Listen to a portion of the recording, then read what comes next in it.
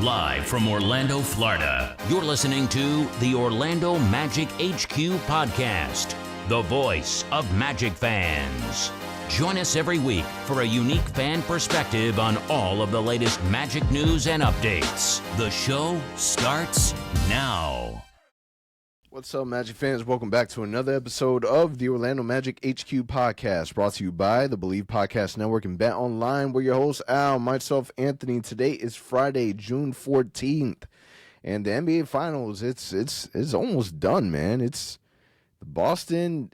You look at this playoff series, and one could argue that Boston had a very, very easy playoff series, but it looks like they might just get it done.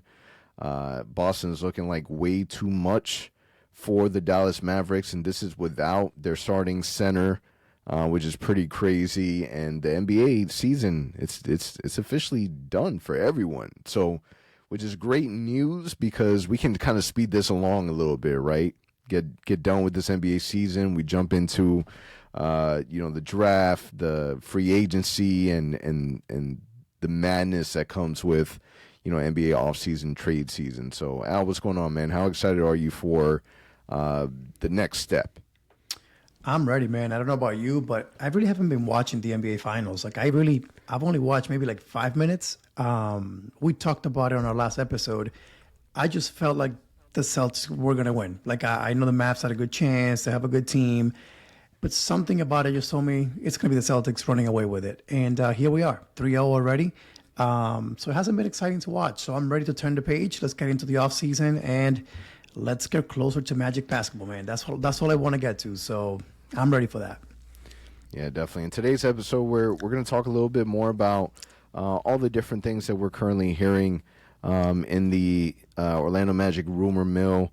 We'll be discussing some free agency topics and touch a little bit on the NBA draft. But before we get into it, just a quick word from our sponsors, Bet Online. Bet Online is your number one source for the NBA Finals and Stanley Cup Finals this season. Every stat, every matchup, and even live odds and spreads while the games are being played.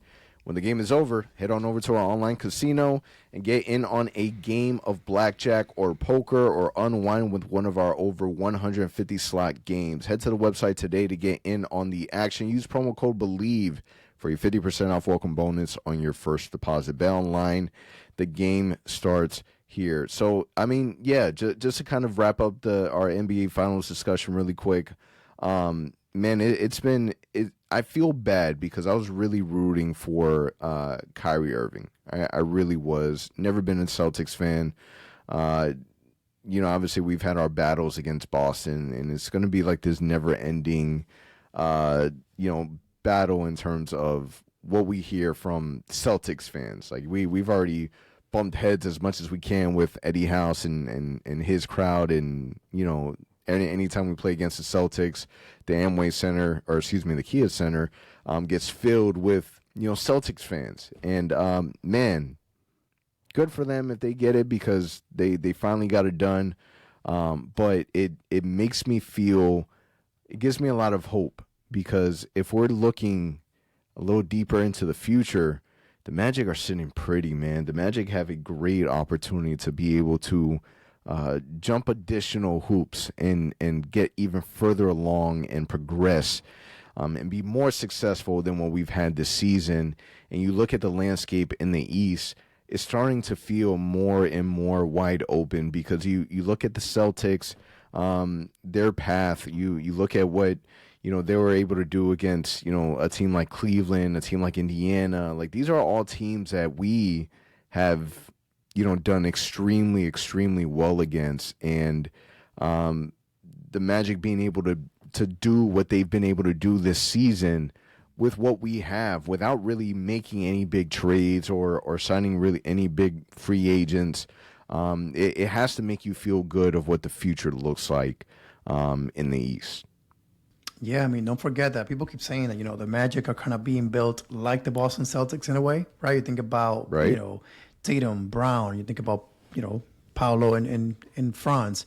You think about their defenders on the wings. You got Jalen Suggs there, Anthony Black. So a lot of similarities. We're much younger. but the Celtics have been, where we want to be. And I think that's the idea. Do we keep building like they have?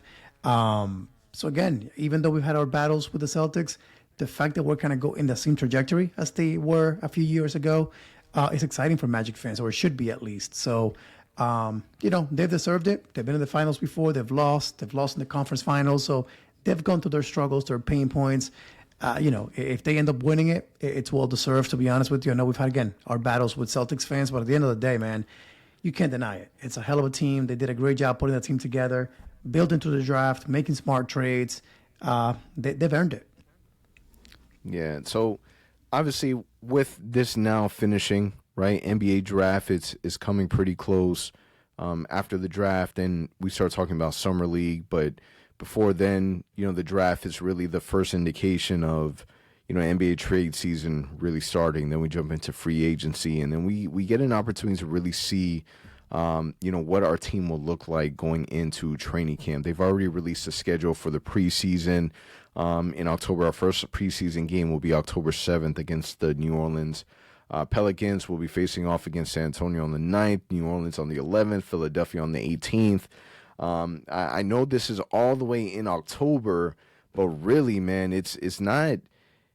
I mean, it's far away, and it's going to feel like it's far away because we're really going to have like that empty space once all of this all dies down, especially after Summer League. But then you have, international games with the Olympics. So there's going to be enough stuff for us to be able to absorb until the new season starts. But it is fun to know that, man, October is only 4 months away, right? So it's a lot closer than we think.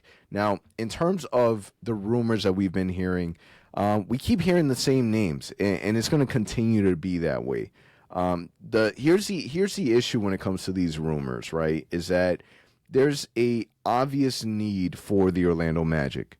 We know this, right? Everyone knows our biggest struggle, our Achilles heels has been our perimeter shooting, our 3-point shooting, and any time that there's a player that may be available and is a shooter, there is going to be some level of connection. A name that we have heard throughout the season, and now we're hearing in the offseason is Buddy Hield. And Buddy Hield is a player to watch for the Orlando Magic. And honestly, man, I'm a little scared about Buddy Hield, and let me tell you why. I was one of the ones that said I really wanted Buddy Hield. He's the type of player that we need, a veteran, obviously one of the best shooters in the NBA. The list goes on and on. But man, his stint with Philadelphia was a little sluggish. It wasn't anything that I was too impressed with. And my issue is that if you're going to be a specialist at something, like, you hope that something is consistent, that is impactful, that can really elevate your team. And that's exactly what the Orlando Magic need now. So when we ask ourselves, is Buddy Hield an elevation type of player? Could he really help out the Orlando Magic? And could he? Of course, because instantly you add him to the Orlando Magic, he's your best shooter. But how much of that does the dynamic change? So when you look at Buddy Hield, do you see a fit with Buddy Hield in Orlando? I think it's a natural fit, right? Again, we talk about shooting being our biggest weakness. He is probably one of the best, if not the best, shooter in free agency right now, outside of probably Clay. But Clay, again, injuries have kind of derailed him a little bit. I think with Buddy, the issue was he didn't have that much playoff experience heading into this particular stint with Philadelphia. So I think it was all new to him, a lot of pressure. They were expected to advance with, having the MVP in Joel Embiid. So I really don't put that against him too much. It was, again, his first time getting that exposure in the playoffs or, in a big-time series. So I don't know, man. I think in Orlando he could do really well. What is surprising is it's the first time I hear his name being brought up during, the offseason. We heard about it plenty in the trade deadline, heading into the trade deadline. But now in free agency, we haven't really heard his name very much. So we'll see. I think it's a natural fit for the Magic if we go that route. I see him more as a like Terrence Ross type of role where he's off the bench coming in and just, gunning, taking 8 to 10 3-pointers a night. That's kind of the role that I see fit for him. Is he going to be a starting 2 in our team? I don't think so. He is a defensive liability. I know our front office loves and our coaching staff They love that defensive mindset. He is not that. So I think that he would come in, if he does come in, as a sixth man, seventh man coming in and again, just shooting the ball lights out off the bench. So we'll see what happens, but I wouldn't be opposed to him being added to our team. It would open up the floor drastically for Franz and for Paolo. Yeah, 31 years old, just coming off of a 4-year, $94 million contract. The reputation of him being a shooter also is something that would open up the floor for Paolo, for Franz, for them to be able to operate more. So definitely a name to look at. I mean, when you look at free agency, man, the Magic can go in so many different ways. A name that I'm starting to hear more and more of, not necessarily from a media standpoint, but from the fan base, is Gary Trent Jr., another player that is able to stretch the floor. One of the glaring holes that the Magic have is our shooting guard position, and this is the fun part for me, is that we're eventually very soon going to be able to get answers to questions that we have, like how the Magic are planning to roll out this team next season is really going to be telling with how they feel about certain players. Jalen Suggs, if you're bringing in a player like, let's say, Klay Thompson, let's say Gary Trent Jr., let's say whoever, if you're pretty much saying that I'm going. Jalen Suggs is your core three on this basketball. Jalen Suggs is not going anywhere, right? Nope. So you bring in a big name at the 2, then you're kind of deciding, okay, Jalen Suggs is going to be our point guard for the future, right? And you can get away with it. Jalen Suggs isn't, by any means your traditional point guard, right? Even though he spent some time in Gonzaga doing that, we drafted him thinking that that's what he was going to be. And he came into the NBA and he wasn't necessarily that, and that's okay. He was better slotted at the shooting guard position. But because, Paolo and Franz, that both of them are so ball dominant, it allows the Magic to be a little more flexible. But the idea of them bringing in a player, permanently at that 2 spot, I think is really telling on at least how comfortable they feel with Jalen Suggs running the point guard. Now, it's a little on the back end of that is, Paolo Banchero had an interview where he talked about, man, he would want a player that can come in and be able to set the table for them and kind of take that pressure off, him, carrying the basketball so much more or leading the offense in terms of, getting everyone into their set. So, yeah, let's see what they end up deciding with. There's so many different routes that they're able to go, right? And Anthony Parker was just on the pod squad with Dante Marchitelli and the guys, and was able to shed a little bit of light on not necessarily what the plans are, but, they are looking to be aggressive in free agency and looking to find ways to better enhance the team. So from that interview, what were some of the things that really stood out to you from what General Manager Anthony Parker had to say? Yeah, so I like the fact that they did say they were going to be aggressive, right? They're going to look at every option out there. They're going to see what they can do in free agency. They're going to explore every option. Also like hearing the fact that Jet Howard and Anthony Black have been in the gym working out. They've been, getting ready. Minutes will not be given to them, so they are trying, their best to be in shape, to be ready. And he did say that you can see their body changing already, kind of maturing a little bit. So that's good to hear. Again, we don't know what their roles will be next season. Is Anthony Black going to be, the point guard of the future? Is Jet Howard going to be a 6th man, 7th man next year? Who knows? But they are out there grinding. But outside of that, nothing really, again, eye-opening. I think the biggest thing was, for me personally, the fact that they will explore, the free agency market. He did say they're finally in a spot where they think they're a destination, that players want to explore coming to Orlando. And I think that's the first time since he's been here. So he's excited to see kind of how that plays out as free agency goes on, as trades are being discussed. So as Magic fans, man, we've got to be excited. Again, for me personally, we had money back in 2016, and we unfortunately made a mess out of that free agency class when we, got Biyombo and all that stuff that we did. So it's really the first time that we got money with a really good team in place that we can build on it. So hopefully we'll do something smart this offseason. Seems like, well, man, Parker, they're ready for it. So let's see what happens. Yeah, just to kind of highlight it real quick. The last time that we were heavy hitters in free agency. We're spending crazy money on Biombo, crazy money on Jeff Green, DJ Augustine. Man, good time. So obviously we're in a different situation now, but reflecting, it is kind of crazy how different the team looks then compared to now. And yeah, man, again, I mentioned it a few minutes ago, the Magic can go in so many different ways. And this is what makes it so special is that, again, if the Magic decided not to do nothing at all, we're still going to be a very, very competitive team. The Magic will get better because they're another year of development, another year of playing together, another year of, Jalen Suggs improving, Paulo Banchero improving, Franz Wagner, who had a very up and down season. I don't expect him to have another season like he did. I think he's going to improve. This is somebody that we hold in high regards, that we believe should be an all-star next to Paulo Banchero. So the idea really should be, like, what can we do now to get the right guys around Paulo and Franz and Jalen, but primarily Paulo. Like, there was just some news, some rumblings about how the NBA, they're really pushing, for the city of Seattle to get their own basketball team again, to bring back I don't know if they're going to bring back the Supersonics. That wouldn't make a whole lot of sense. But to give them a professional team. And the minute that I heard that, I'm like, nope, I don't like that. I don't like that at all. We know how much love that dude has for his city, and for you to think that it wouldn't be a dream of his to be able to don the green and yellow, you're absolutely nuts. He's obviously in a great situation. We'll be able to pay him more. Like, this is just me thinking in the future. What can we do now to make sure that he is able to be competitive at the highest level, deep into the playoffs for the next decade? Because he is that type of player.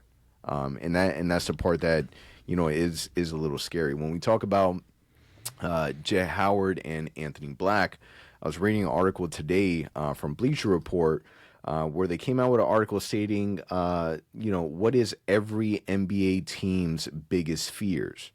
And they went down the list of all the teams, what would be the worst thing that would happen to each team. And for the Magic, they highlighted, Jet Howard and Anthony Black not working out, our lottery picks not, being flops, right? And I looked at that and I'm just like, well, I don't think that would be the Magic biggest fear. Like, if Jet Howard and Anthony Black didn't pan out, that's the great thing with the position that the Orlando Magic are in, is that it wouldn't hurt us, right? It obviously wouldn't make us better, and that would be, a terrible way to waste, 2 picks in a draft where there was really some great quality players, and it'd be disappointing. But the Magic would be all right. Why? Because we just proved that we were all right. But I am expecting more from Anthony Black. I am expecting more from Jet Howard. Jet Howard was a player that, in our opinion, if you remember our reaction from draft night, we picked him way earlier than what we thought, right? And Yep. we were a little disappointed, right? Because you could have got him later on. Same with Anthony Black. He was not a player that we wanted to draft. The minute that we drafted him, we were all Anthony Black, team Anthony Black, right? And we've seen all the great things that he's done.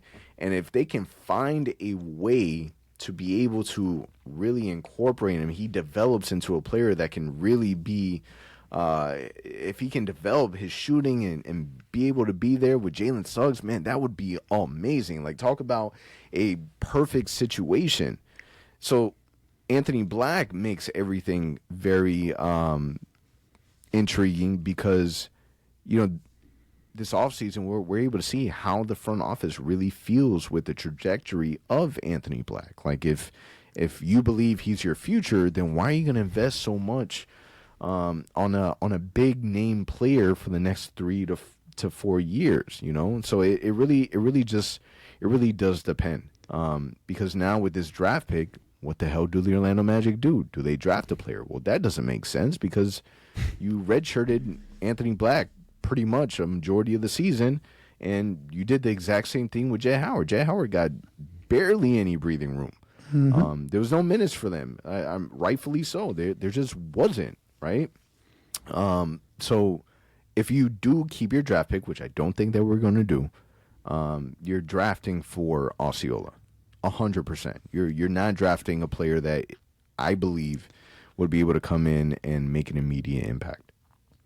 Yeah, I mean, the only thing I can think of is you draft someone because you have bigger plans of perhaps signing again a guy like Paul George, Klay Thompson, like a big money guy. So you have to fill in your roster, and you need a cheap contract to kind of just keep in there. That's the only logic behind it, or trades. But I truly believe, again, my feeling really is we end up trading the pick this year. I don't see a need for us to add another rookie to our team. In my mind, Jay Howard is our rookie this year. So again, I truly don't think the Magic will go the route of drafting someone. So much so, which again, we'll talk here in a few minutes about this, but I really have not spent more than like 2 minutes looking at a draft board or looking at prospects in the range that we're in. I'm like, it doesn't matter. I really don't think that we'll draft someone. And if we do, watch it be some random guy that we never heard about. And we're like, why are we doing this? Let's just trust Waltman. Like, let's trust these guys. They must know what they're doing. So the draft is coming. It's less than 2 weeks away. But in my mind, again, I'm not excited for it this year. I am excited about potentially trading that day and seeing what we do trade-wise, but not so much actually drafting someone. Yeah, I mean, shout out to Yachty. He sent us a text message earlier today, and we were, Al, you were suggesting that we go watch the NBA draft in Park Place in the Lake Nona area. And, man, you know how disappointing it would be if we went out to celebrate the NBA draft. Obviously, this year is going to be a lot different than other years because we had more skin in the game, and this year it's a later draft pick. But imagine we go through all that, right? And for anyone also watching it and being excited, because at the end of the day, it's a draft pick, right? You're still excited. And we end up trading our draft pick for like 3 future second round picks. Like that would be brutal. And it's something that I can totally see the Magic do. Yeah. Or we are there and we see the Magic, announce a trade. And they have traded for, I don't know, Trae Young. They've traded for some other shooter that we've craved for years. So it could go either way. I truly believe, again, if we do something draft day, again, it would not. I have my odds higher on making a trade for a role player or a starting caliber player than I do thinking about the Magic drafting someone to just stash in Osceola. Like, I really don't think that's the plan.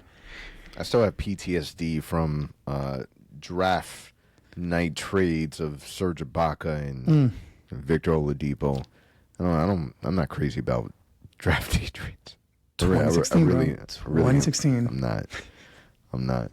Especially, man, the draft has been so watered down too, because you really don't even need to watch a draft. If you really want, just set your notifications on for Shams and Woj, and you'll get it. It's so funny because every year they try to find ways to not, like last year Woj was like, oh, I'm not going to be on my phone. I want to enjoy the draft or whatever the case may be. But we're finding out who's getting drafted beforehand, which is pretty crazy. I mess with my wife because I make it seem like I am an expert NBA draft analyst because I always get every pick right every single time because I get the notification. But yeah, man, the draft is going to be pretty crazy because you just don't know. That the Magic have to worry about so many different things, and really it's sensitive because if the Magic make the wrong move, it could hurt us and it can set us back, and it can really hurt the trajectory of this team. But one thing that you can really hang your hat on is that no matter what your feelings are of Jeff Weltman, I have a whole lot of trust in him. Like you look at the team that he got when he first joined to the team that we have now. 9 day took us a long time, man. Like Jeff Weltman, you're the man, but damn, man, you drag your feet like crazy, and mind you, a lot of luck that landed. Getting the number 1 pick is helpful. But the Magic didn't go Paolo Banchero, and they went with Al's guy, Jabari Smith. It would have been another, really, really bad few years because, obviously those two players are not the same. So It's crazy. Now let's say, right, because the more that people are talking about this free agency class, we're hearing more of the name Paul George and Klay Thompson. We continue to hear their names being connected to the Orlando Magic. Mark Stein recently said Orlando continues to be mentioned by various league observers as a natural suitor for George, as well as going to say Klay Thompson. The Clippers are certainly hope to retain George in free agency, but they made it clear by letting negotiations drag out to the point that they want to do it at their price. Here's my thing: is my fear is I don't think Paul George wants to come to Orlando. Like I really don't. I think that he's comfortable in LA, and I would hate for the Magic to be utilized as a way to, get a bigger contract with the Clippers, because the Magic are able to spend. But in free agency, especially with these older veterans, I think that for the Magic, in order for them to really be able to realistically convince any of these guys to meet us at the table and have a conversation, the Magic, I mean, we have to be prepared. The Magic are going to have to overpay. I'm talking about like Rashard Lewis overpay. Like, it's just something that, unfortunately, we talk about all the reasons why a free agent would come to Orlando. Coach, weather, no state taxes, team, youth. But it's the money. The Magic got money to spend. Yeah. I mean, 100%. And I think I've said it before on the podcast, as we're leading here until the draft and free agency, I really don't see, again, the Magic going for a big fish. I don't think that's the route they're going to take. I don't think they think they're ready yet for that move.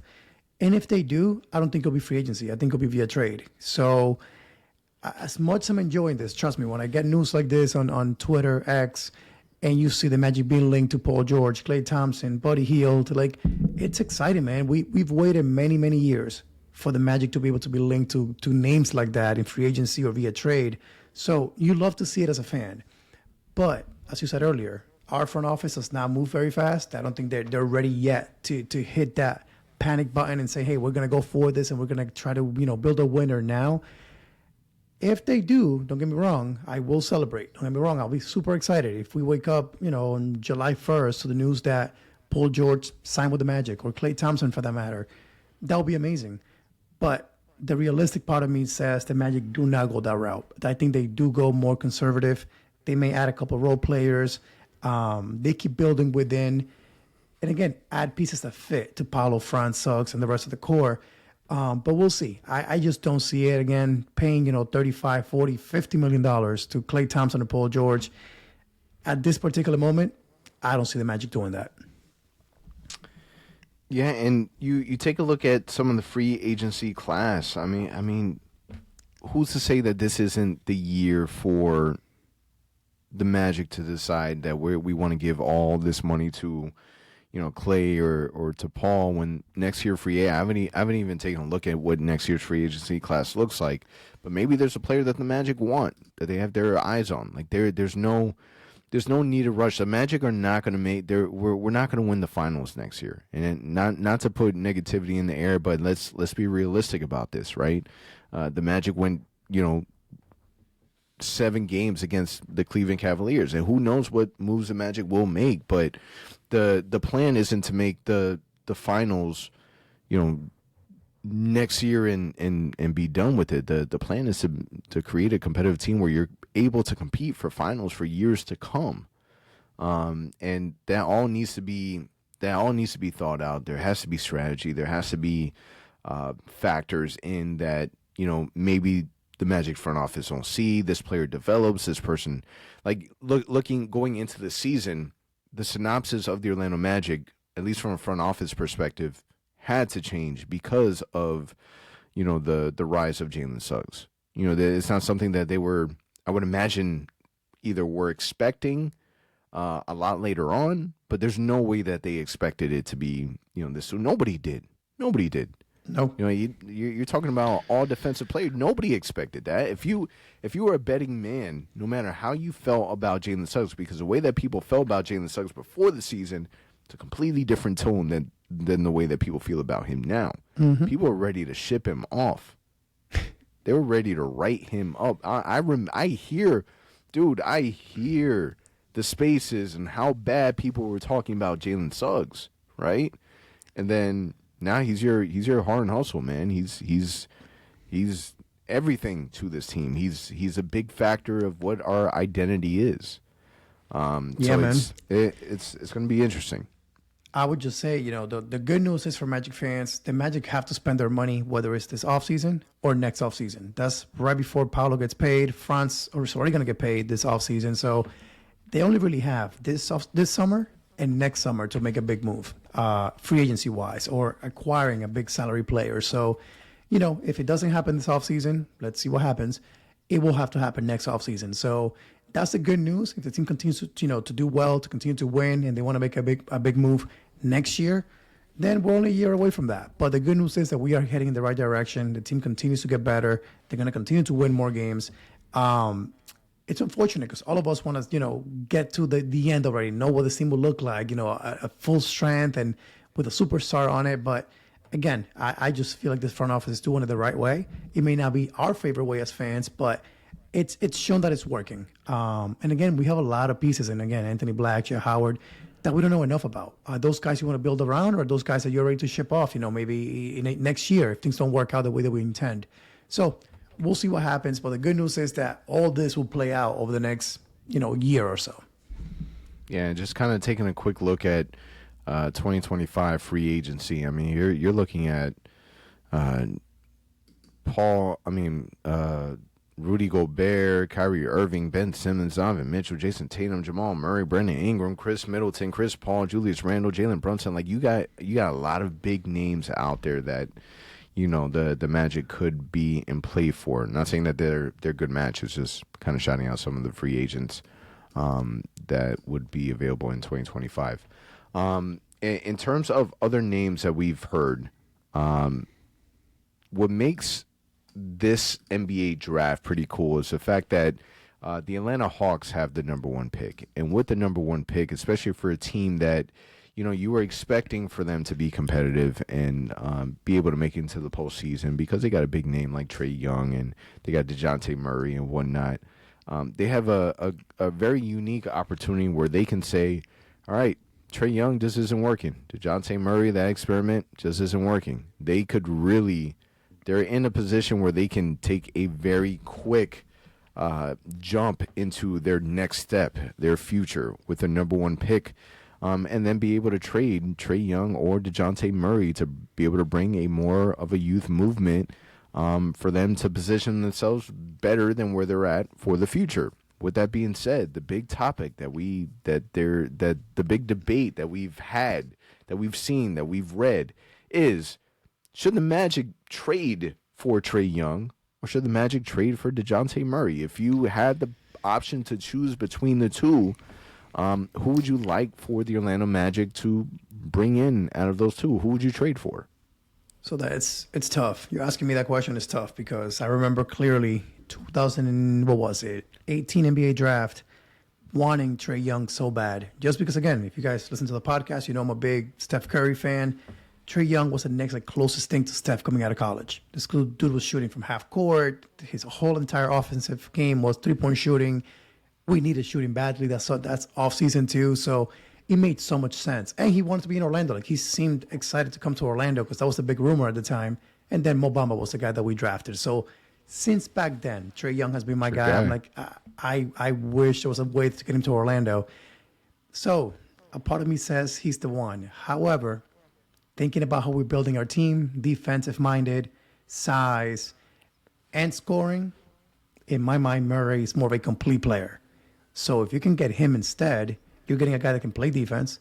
We've seen it firsthand. He can beat you in the fourth quarter time and time and time again. He's a clutch player.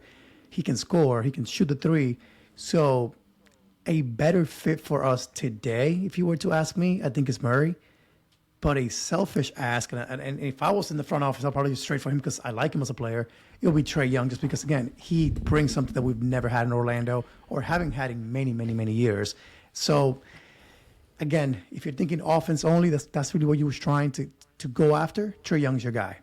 For better fit, I think Murray's more of a natural fit to this roster today as constructed. Yeah, I think Trae Young would be Hollywood.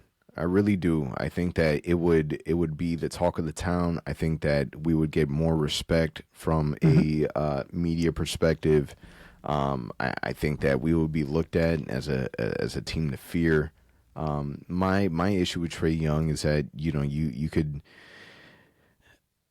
Trae Young is a player that has been, especially for the Hawks. He was your franchise guy. He was your number one option. You bring Trae Young to this team, he is not your number one option. The Magic are not going to change the way that they play, to either entice or to suck up to a player like Trae Young, like Paolo Banchero. That's your guy, and nobody's taking that from him, right?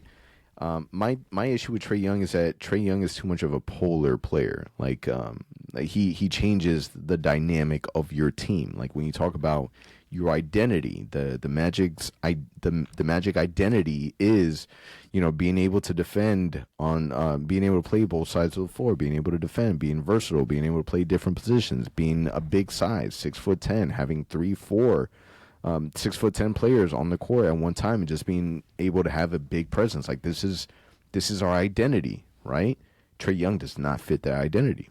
He just doesn't, right? So I don't see Trae Young, to me, isn't a realistic option. Yeah, the Magic need shooting, but even an article that I read earlier today, Atlanta, they're not just going to give Trae Young away. They're expecting a major haul for Trae Young, and even though the Magic have more than enough assets, is it worth it? Like, is the Magic in a position right now to need, forget want, do they need to mortgage their future? Do they need to give up future first round picks for Trae Young?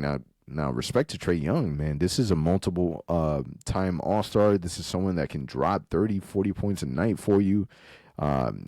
We talk about reputation with your way of playing. Like, you're not going to leave him open. You have to, if anything, he's probably one of the players outside Steph Curry and Dame who stretches the floor out even more, because you do have to guard him so far out behind the 3-point line. But he just changes the way that you play so much that I don't think Jeff Weltman would risk messing it up. Right, I think that you have something that's good, and I think that Dejounte Murray would be the safer pick, and I think would be a better fit as well, because he can play both ends of the floor. He played shooting guard in Atlanta, but in San Antonio throughout his whole San Antonio career, he played the point guard. So him and Jalen, they could go back and forth, and to think of the two of them defending, oh my God, like like they would create. Jalen Suggs by himself creates havoc, right? Imagine. So I can only imagine, right? And then just kind of thinking about what you would have to give up for Trae Young, you would have to assume that Anthony Black is gone. You would have to assume that multiple draft picks, multiple swaps, a whole bunch of second round picks, and then you got to make the contracts work. That's the biggest thing. When people talk about, I want to trade Young, I want to trade for this player, I want to trade for that player, players are going to have to leave. Like, who are you willing to? You're going to have to give something up that the other team wants. Like, are you ready to part ways with Cole Anthony?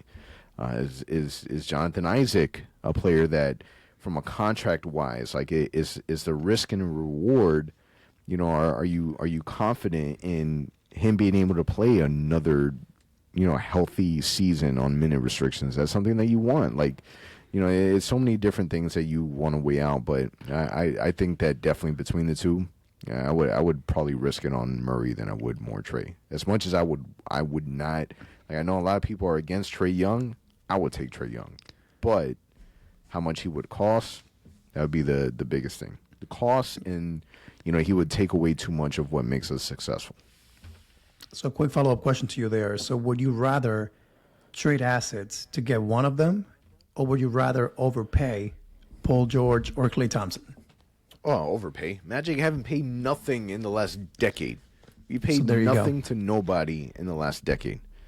You know, it's just one of those things. Like for me, in a perfect world, man, I like the idea. Like I like hearing other teams fear in the fact that, man, you got 6'10" Paulo Banchero, you got 6'10" Franz Wagner, you got 6'10", Wendell Carter, you got Jalen Suggs, who's a dog. Like the idea of being able to add a 6'7", 6'8" point guard in the midst of all that, who's also a dog defensively, I think is what you want. Like you want to be able to have a massive point guard that can play 1, 2, and 3. Like you want to talk about breaking the spectrum of positions, playing positionless basketball. The Magic have an opportunity to do that. Like we really do, and I would love to see it. So, man, I would rather Magic not make a crazy trade. I would rather us spend money in free agency, maybe make some tweaks here to be able to bring some support off the bench, and not mess with it too much, because what the Magic have built has been good. And again, this is a majority coming from the development of our players, and our players playing, improving from last season. Yeah, that's what makes it so tough, man. Again, to your point, you want to trade for a player, you got to trade some assets, and that includes, again, Cole Anthony, Anthony Black, Chet Howard, whoever it might be. It's picks. So it's a tough. Again, I've said it before. I wouldn't want to be, Jeff Weltman and Anthony Parker right now, because you got to make some tough decisions as you're trying to, round up this roster and continue to build and take this team forward. It's not easy. You have some big decisions to make, but again, that's what they get paid the big bucks for. So let's see what they do. Yeah, so we had a segment today to talk about the NBA draft, and we're gonna be honest with you. I don't know. Like I don't know. I don't know any of the guys. I really don't. And I personally, I feel amazing at the fact that I've spent zero time researching, because normally last decade, the draft has been like a big deal for us. Like we're breaking down videos, we're doing reactions, we're liking this player. Like every time the Ringer came out with a new article of a new mock draft, we're all hyped about it. There's been none of that. Zero. And a big reason for that is, one, is a nonstop communication about how they've talked about this draft being a weaker draft. And then two, I feel it in my heart, man. It doesn't make, you did not play Jet Howard and Anthony Black enough to be able to go out and draft another player. Like there's not enough development for more young guys. The only way that it makes sense for the Magic to draft a player is if you make a big trade and you send out a lot of players, and we have to fill those roles. Other than that, I don't see the Magic drafting. I don't see them making a pick. I really don't. You want to know? You want a rookie this year for this upcoming season? You know who your rookie is? Jet Howard. Jet Howard is your rookie. It. That's the way that I see it. Jet Howard was your red shirt for last season. He's going to be your rookie next year. Like next season is a season that you plug him more into what you're doing. And I still see him spending more time with the Osceola Magic. I really do. And it's going to be a good little minute for Jet Howard. But man, if you're watching our podcast on YouTube, throw some names at us who you think the Magic might. I mean, we've talked a little bit before the episode. You were talking about your guy from Tristan, the German kid from Colorado. Silva, Zach Edey is a name that we've heard. We've heard some others, but I personally, I think it's a waste of time, man. All for what? For the Magic to trade their first round pick for a bunch of seconds? Like I don't think that I don't see us doing anything with the draft. I really don't. Yeah, I'm on the same boat, man. I think I've spent 5 minutes looking at prospects, and it's mainly come on Twitter when I watch someone's video, like scouting report on a certain player. No more than 5 minutes, to be honest. So again, I like a few players, nothing really concrete. But I'll tell you what, one little kind of thing that I'm thinking about is if we do end up drafting someone, again, that may mean that we're throwing big bucks at someone in free agency and we need that player to fill the roster. Or we're making a trade for multiple, where we're sending out multiple players, and we need that guy again to fill a roster spot. That's kind of my behind the scenes kind of look at what may go down. Because again, it doesn't make any sense to bring another young player unless you're okay with that. Unless you just want to have another rookie there on a cheap contract that you can kind of develop. I don't see it. But what I do think is if we do end up drafting someone, it's because we have some bigger things coming on the next day or in free agency. Yeah, or they just don't like the negotiations that they've had in free agency, or they don't like any trade options. Like that's the only way. But again, whatever player, if the Magic keep the draft pick, whoever they draft, they're drafting for Osceola Magic, 100%. Yep. Big key dates for the 2024 NBA offseason. You got June 26th is the NBA draft, the first round at 8 o'clock. Remember that they split the first round and the second round. So the day after the NBA draft, second round will be at 4 p.m. June 30th will be the start of free agency at 6 p.m. We've talked about it before. I really wish it would go back to the midnight free agency. It was fun that way. July 12th to the 22nd, NBA Vegas Summer League. Already did they confirm any guys who are going to be in the Summer League? I think we Not saw yet. names, predictions. Usually maybe that not. comes out like the day after the draft. So we should be hearing something in the next couple of weeks. Okay. Then followed by October 7th, first preseason game, and then October 21st, last day for the Magic to agree to a contract extension with Franz Wagner and Jalen Suggs. So some key dates to remember. And then that's pretty much it, man. So any big things that pops up, if there's any breaking news, man, we'll be jumping on and doing a podcast. If not, we'll see you guys in 2 weeks, man. It's a wrap. Anything you want to add, Al? No, man. To your point, our next episode will drop on NBA Draft Day. So after the draft, first round of the draft, we'll be recording once again, unless something crazy goes down between now and then, which I don't expect. And then from there, we play the free agency game. And we talked about it before the episode. If something crazy goes down that weekend, that Sunday, right at 6 p.m., we'll be jumping on the recording as well. So much more to come from us. Otherwise, again, X, Instagram, we'll get you guys covered there as well. Orlando Magic HQ podcast presented by Bet Online. Catch you guys next week. For all the latest Magic news and updates, visit OrlandoMagicHQ.com and follow us on Instagram at Orlando Magic HQ and on Twitter at OMagicHQ. Also, remember to subscribe to our YouTube channel and subscribe and leave a 5-star review on your favorite listening platform.